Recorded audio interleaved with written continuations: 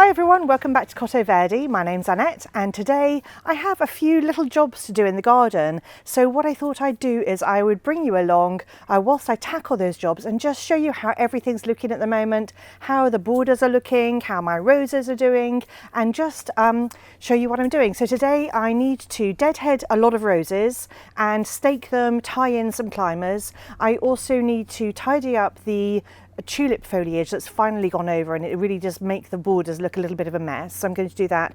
And there are some other things that need staking, like delphiniums, things like that.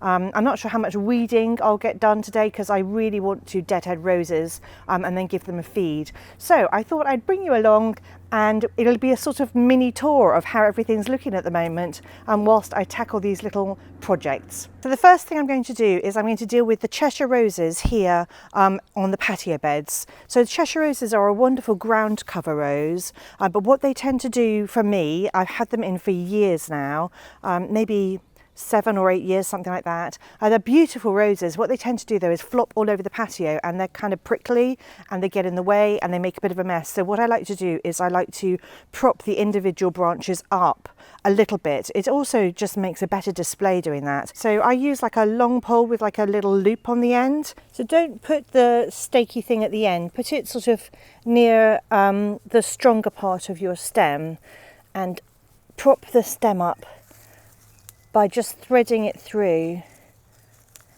like that, and then it's just more upright.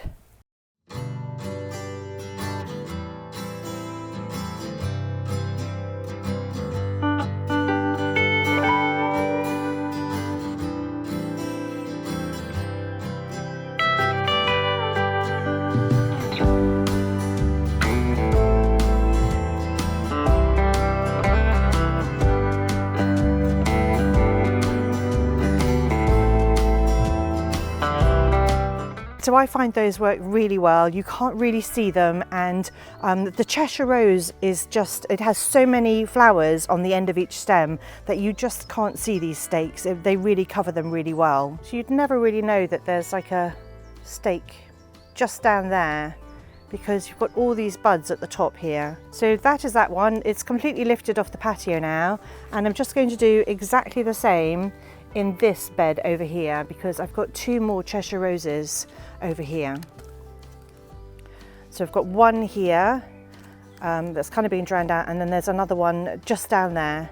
So I'm just going to prop them up. We just don't want it, I don't want it lying all over the patio like this because the flowers make the stems so heavy that they just lie flat on the ground and then you lose all the wonderful blooms. Now the other thing I'm going to do in this bed today is I'm going to cut back all of the aquilegia. The granny's bonnets have all gone over and those need to be deadheaded.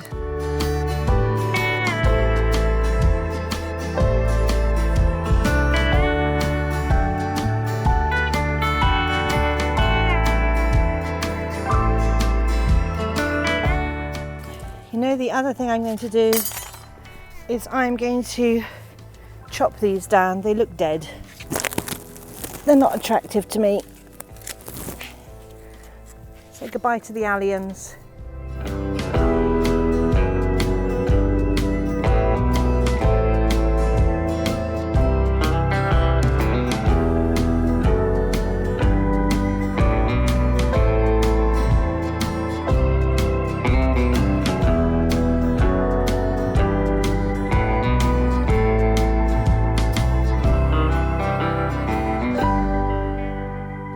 There's no deadheading to do on the Cheshire roses because they've only just started blooming, but these roses here, this is a David Austin Desdemona standard rose, and I've got 2, one here and one here, and these need deadheading. I have been deadheading them along the way, but when you're deadheading, cut back, if it's a single flower, cut back to the first set of 5 leaves.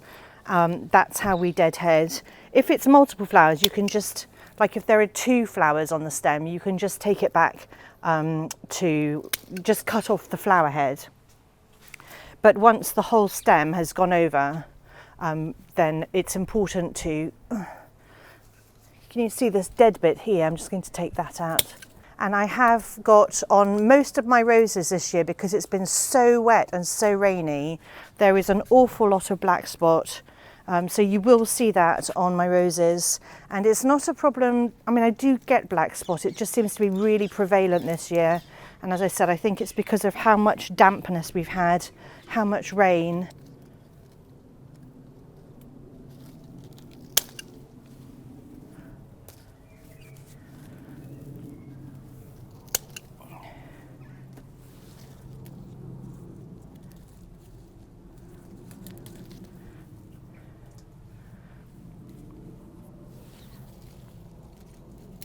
So if we're deadheading, and some of the roses are still okay, but only one has finished blooming, just cut that one rose off like that. That's absolutely fine.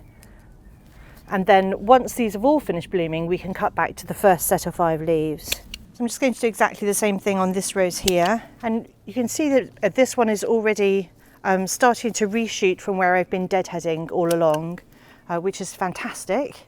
When you have black spot on your roses, it's caused by a viral spore, and we're not supposed to put any of the diseased foliage or anything like that onto our compost heap, because that will just spread the disease. So it's up to you how you dispose of it. You can burn it or put it in your waste bin. But really what we should do is take off anything that is diseased and clean our pruners after we've finished doing that, and that should help to eliminate it. You don't want to spread disease from one rose to the other with your pruners, so you could use like an alcohol wipe to clean your pruners. So black spot's not actually going to kill your rose, but it does make it look a bit unsightly. The plant itself should survive, and as long as we clear the debris up from underneath the plant, then it shouldn't come back next year. But again, it really is dependent on the weather, and when you have if you've packed your beds quite tightly like I've packed mine, and your roses aren't sort of standalone, then, and if it's a really damp rainy season, then you are probably going to get black spots, certainly here in the UK. The other thing that we can do to mitigate it apparently is plant a lot of salvias around our roses, because they emit some type of fume or pheromone or something like that that helps to prevent black spot. So that's something else that I've been trying to do around all of my roses. The other thing I'm going to do is deadhead the peony.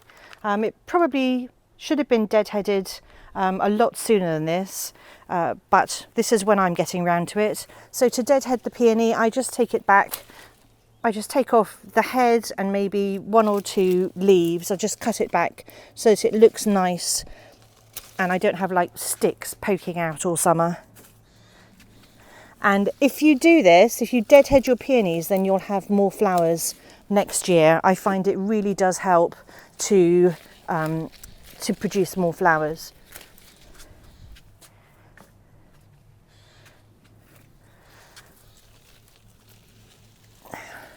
Okay, so ignore the wasteland over here.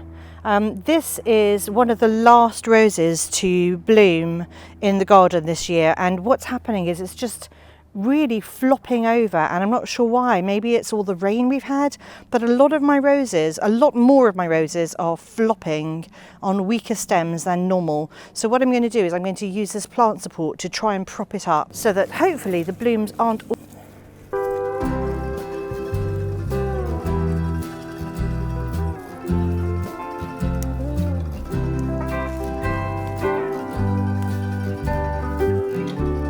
may be that I need to tie some twine around the sides.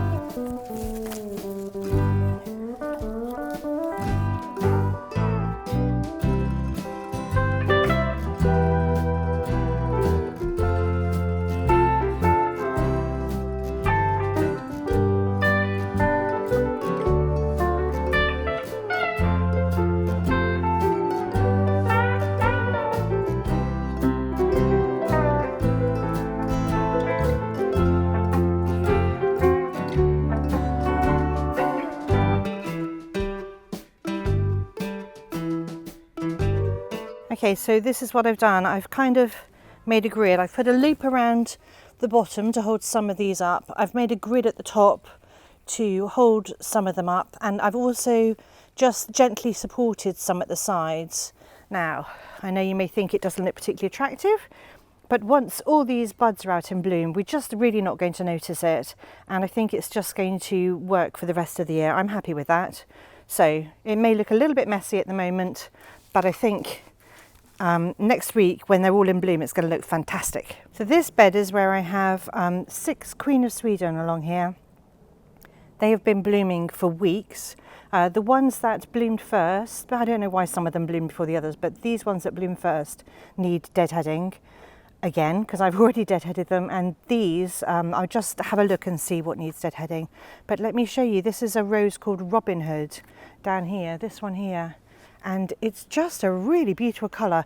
It clashes a little bit with my Lychnis, my Rose Campion, so I may have to move the Rose Campion because I really want this. It's quite a soft, deep raspberry pink. So at the end of each stem there are just loads of lovely, pretty flowers. And the best thing about this rose is it's really good for the pollinators. Look at all those wonderful open flowers, perfect for pollinators. Again, we can see a little bit of yellowing in the centre where I think there's a little bit of black spot going on. Oh, and whilst I'm here, these pretty things are called bird's eye or gilia. Don't they look so fantastic? I just think they're such special flowers. I grew these from seed. You can find those information about how I grew those from seed in my seed sowing videos that I did this year. I can also see, obviously, there's a weed behind it. This is actually a good opportunity for me to show you that my dahlias are doing quite well. There's a dahlia behind here that has a bud on it.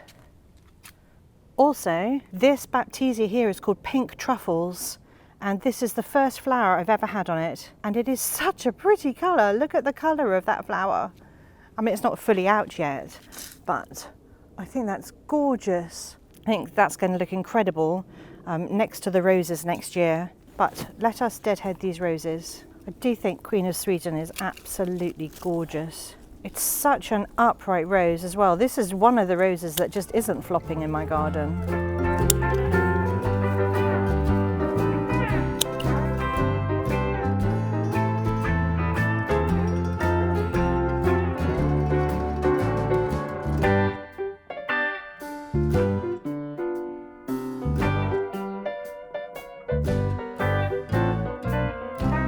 Feeling very rosy cheeked. It is a very hot day, but I just wanted to show you how tall the giant scabious are. Look how enormous these grow already. It's only June. They're huge and they will flower for months. So if you haven't grown Cephalaria gigantea, do grow it. Little word of warning though that it will self-seed everywhere. So if you don't want it to take over your garden, you do need to pull up the seedlings.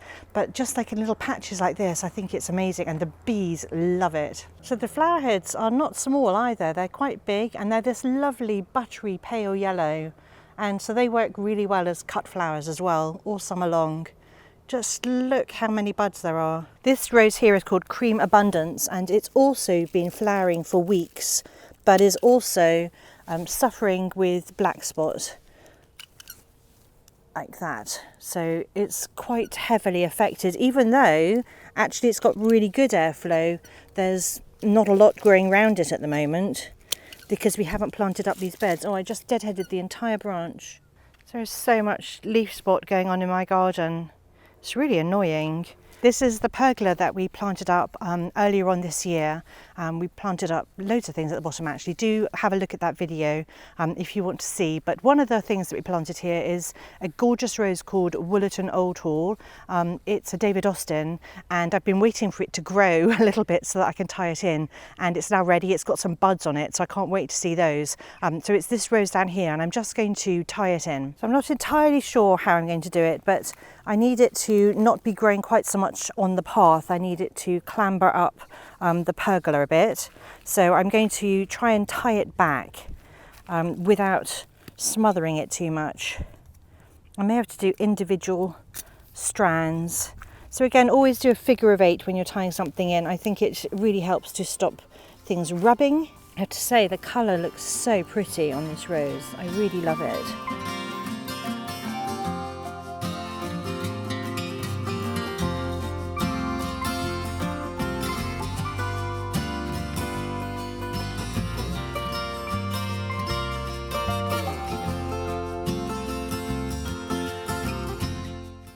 quite happy that's tied in pretty well. It's much closer now to the pergola, not leaning so much into the path, but what it has revealed is a considerable number of weeds that we need to get on. In fact, there are weeds on both sides of this pergola, so we need to clear all of that out really, and I need to plant some ground cover of some kind so that we don't have quite so many weeds.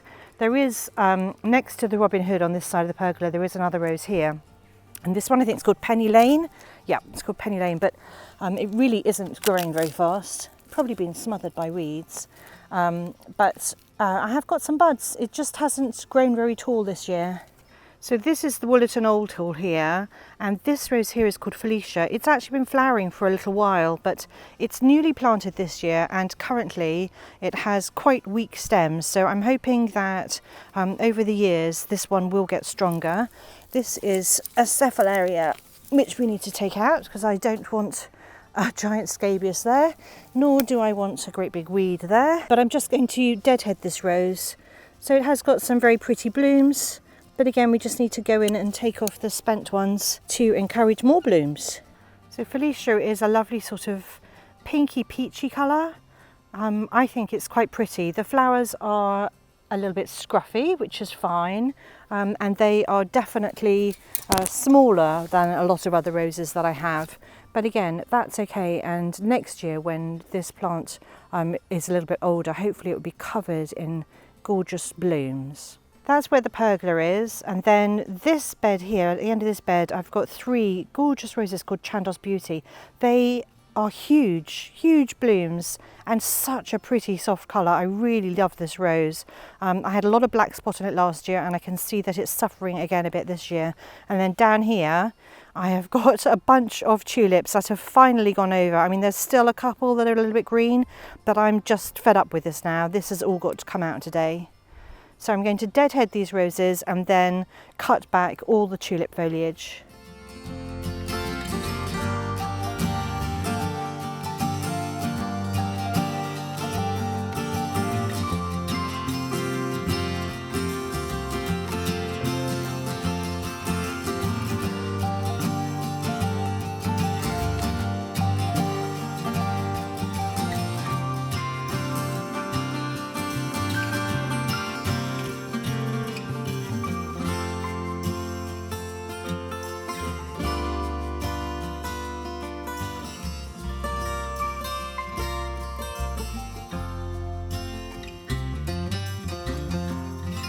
This is a wonderful catalpa. I just love the limey green colour, and I've got another one over there on that bed.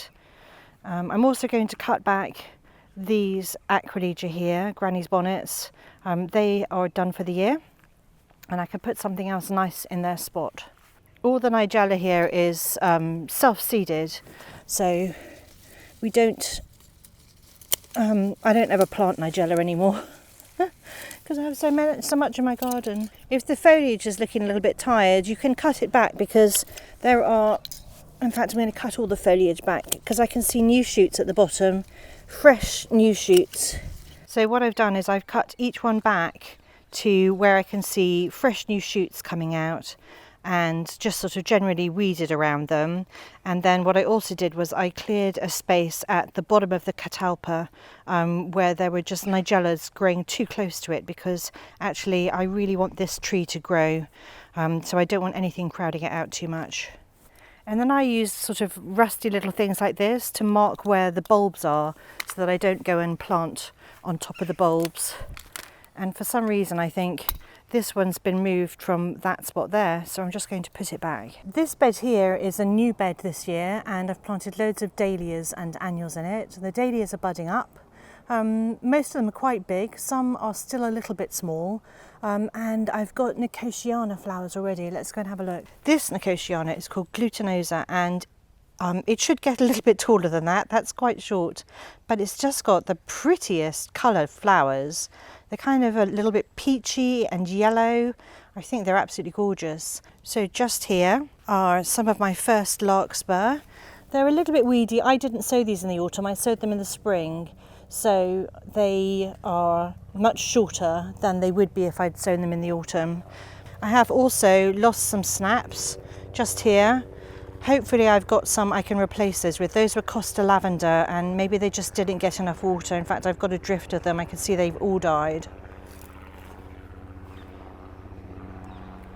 This larkspur is part of the Exquisite series and it's called Exquisite Blue Spire. And my Melope's doing quite well, this plant here. Also, my sweet peas have been doing really well on these obelisks.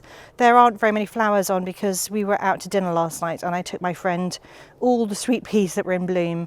But actually I can see that I do need to tie these up, so let's get tying. Now, something I have heard is that you get more flowers if you cut the tendrils off. So this year I've been going around chopping the tendrils off as much as I can in the hopes of promoting more blooms. Maybe if there are some sweet pea enthusiasts out there, you can tell me whether this is true or whether it's an old wives' tale and I'm wasting my time. This one over here doesn't get morning sun and it's just not as full. There are some growing, but it's nothing compared to the other side. This rose down here next to the Sweet Williams is called Jacques Cartier.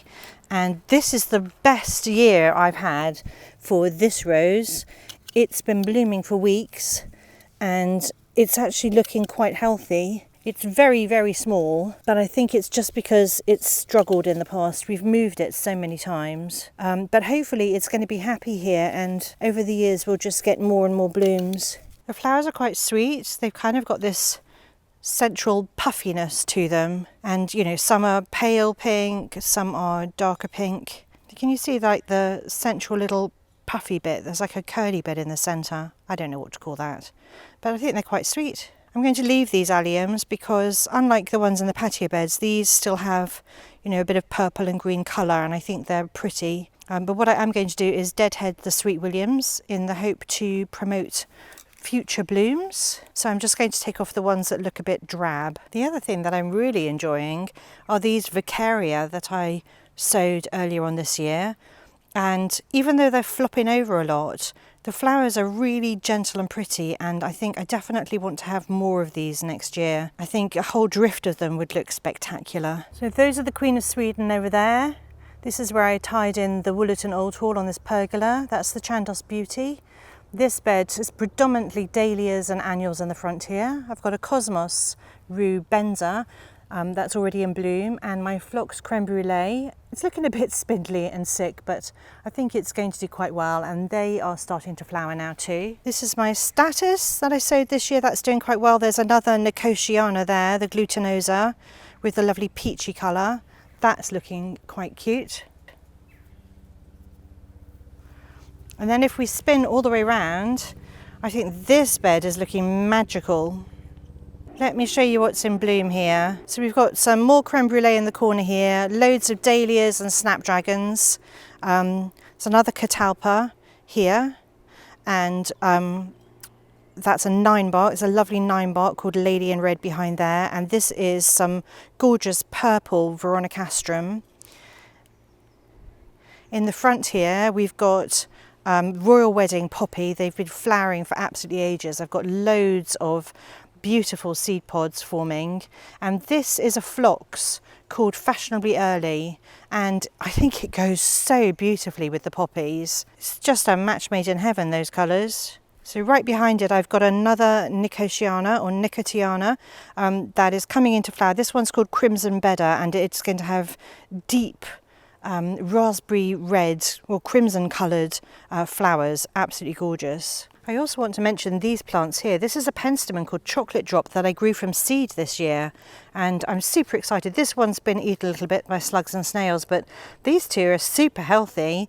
Very excited to see the Chocolate Drop penstemon. And then that gorgeous rose there, I've got 3 rose bushes, and that is Eustacia Vi, another David Austin. You can see in the front there are some tulips that need to be cleared. So if you ignore the tulip mess here, actually this Fashionably Early and the Royal Wedding Poppy, and then this 9-bark, Lady in Red, it's just really pretty. They all sort of tie in together with that little hint of purple. And then the Veronicastrum is just coming into flower at the top. Can you see those spikes? Up here, loads of little spikes. And then look at this rose. I mean, this is going to be a mammoth deadheading job. This salvia that I've got planted here, I think is a little bit too tall for these roses, but I'm going to wait to see if the roses grow more next year. This salvia I think is called Ocean Pearl, and it's kind of creamy with hints of purple in it. So it does go quite well. It's just that I think it's kind of, that's one plant there in the centre, and I think it's crowding out the roses too much. So I'm going to tidy up the tulips and then do some deadheading. I mean, look at this rose. This is one bush here. It's just spectacular.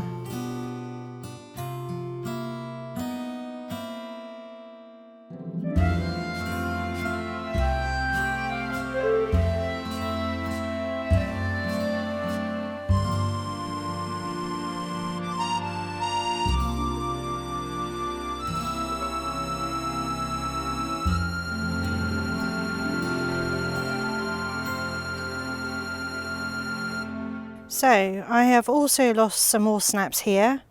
These have not survived. I mean, there's one that's trying to flower, but there's a couple there that don't look happy. And then this is a Clarkia called Enchantress, and it has got some little flowers on it, but they're kind of hidden by the foliage at the moment. Really pretty pink colour again. Little hints of peach in it. And then I've got another Cosmos. This one is called Cupcakes Blush, and that's just about to start blooming. It's quite short still, but it will definitely grow. I pinched it out. And then I've got some lovely sea holly, turning a beautiful shade of blue, and I think that looks really nice with our new obelisks from Harrod Horticultural, the Eustacia Vi, and this is Eleagnus Quicksilver, and I think that's a really pretty combination. So there are more tulips that I need to clear up here. So again, just more tulips to clear up.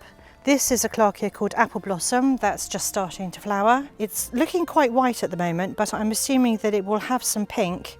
And then I need to deadhead these roses on this arch. So over here we've got Boscobel, and then on the archway this is Claire Austin on this side, and on this side it's the Generous Gardener, and they all need deadheading. So I've still got an anemone in bloom here, which is astonishing to me. I wasn't expecting that.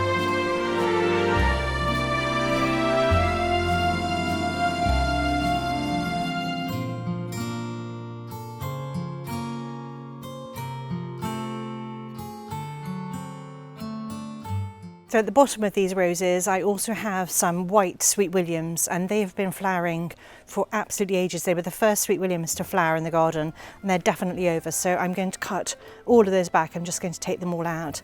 They look really scraggly.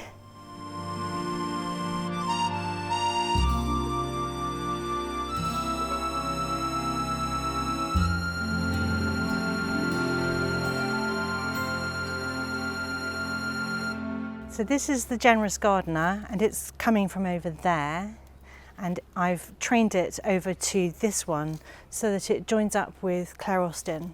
So we've got the pale pink, and then this lovely almost white really full bud of the Claire Austin. It has a little bit of creamy yellow in the centre. So now I'm round the other side of the archway, and what I really need to do is I feel I've got insects all over me.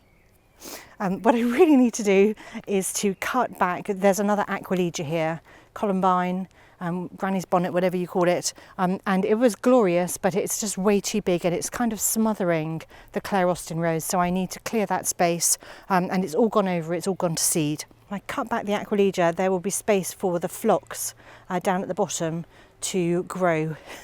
So I'm going to cut the whole thing down.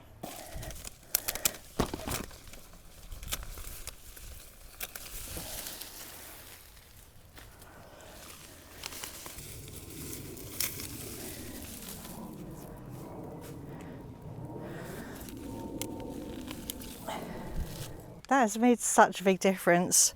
So much space and room for the rose to breathe, and you can see that I've got phlox here and here. There's like a grouping of 3 actually. They were being completely smothered. So I'm just going to deadhead this gorgeous rose here. This is Boscobel.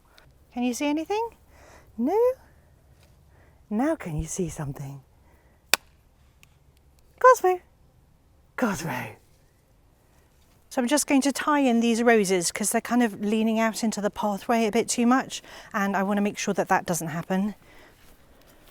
So there's one thing I want to do today before I finish, and that is to stake the delphiniums, because I've got some delphiniums over in this bed here, and if I don't stake them now, I'll forget, and then they'll keel over, because they always do. And I've managed to protect them from the slugs and snails, so I really want to stop them falling over. So let's go and stake those. So I'm going to use these supports. They're a little bit old and falling apart, but they should slot over quite nicely. Because the delphiniums are still quite young. Does anybody want to know how my lisianthus are doing? Let me show you.